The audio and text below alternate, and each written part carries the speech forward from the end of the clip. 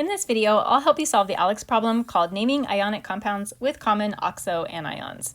To help you solve this problem, you are going to want to have access to a periodic table. This is just the periodic table that is in ALEKS. You're also going to want to have access to a table of common polyatomic ions. This one I'm using is from the website socratic.org.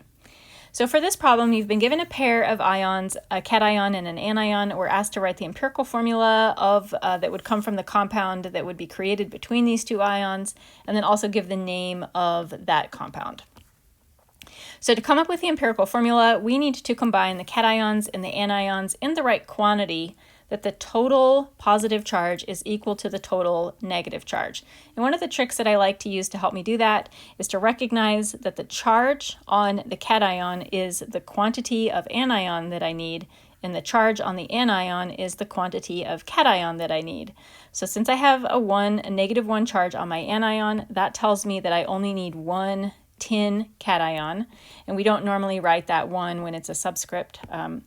And since the charge on my cation is a 4, that tells me that I need 4 of these anions. To communicate that I need 4 of those anions, I'm going to write their formula in parentheses like this, and then I'm going to put that subscript 4 on the outside of the parentheses. This is my way of indicating that I need 4 of everything inside the parentheses.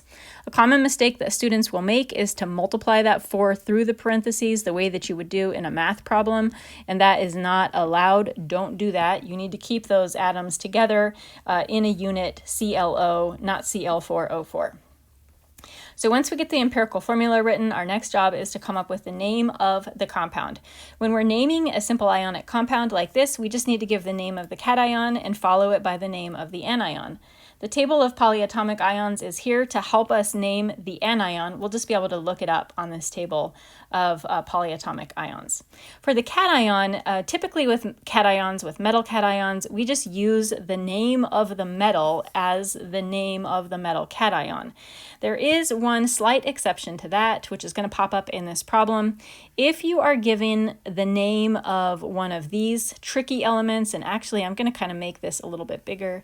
So if you're given the name of one of these, or if you're given one of these cations and you need to name it, you also need to use Roman numerals to indicate the charge on that particular ion. So use Roman numerals to indicate charge. And this is because these ions don't have predictable charges, so we have to communicate their charge in the name. So since we have, in this first problem, since we have the tin cation, and it is one of the elements that's in this area where we have to use Roman numerals to indicate the charge, when we're naming the compound, not only are we going to say that it is tin, but we are going to clearly communicate that it's the 4+ ion by using the Roman numeral 4. That Roman numeral 4 goes in parentheses, and it goes right up against the name tin. There isn't a space in this area right here. And then we are going to leave a space and follow that with the name of our anion, ClO-, which this table is telling us is hypochlorite. Tin for hypochlorite. Let's keep practicing this. For our next example, we have calcium and we have this NO2- ion. First, we need to come up with the empirical formula. The charge on that NO2 ion is the quantity of calcium we need. That's just 1. The charge on the calcium is the quantity of the NO2 that we need. So we're going to need to put that into parentheses, put NO2 in parentheses, and then the quantity, which is a 2, goes on the outside of the parentheses. Now to name this, we're going to name our cation first. Look at where calcium is located. It's not in this area where we are required to use Roman numerals.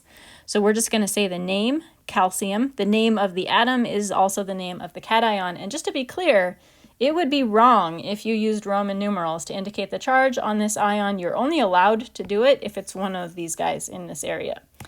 The NO2- ion, consult our table of polyatomic ions, and we can find it right there. We can see that its name is nitrite.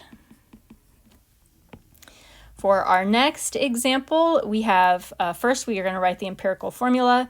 The charge on this ion, which is a -1, is the quantity of barium that we need, just 1. The charge on the barium is the quantity of this polyatomic ion.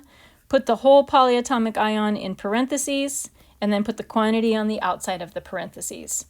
Go find barium on the periodic table, see where it's located, see if you need to use Roman numerals or not. This is outside of that area where we need to use Roman numerals. So we're just going to say barium, and then the name of this ion, BrO4. Ooh, it is not on my list, so we're going to have to look that one up. That's fine. We'll come back to that. We'll look that one up. Here, we'll do this one next before we finish this. First, we're going to come up with the formula. The charge on the anion is the quantity of the cation, so that is Pb3.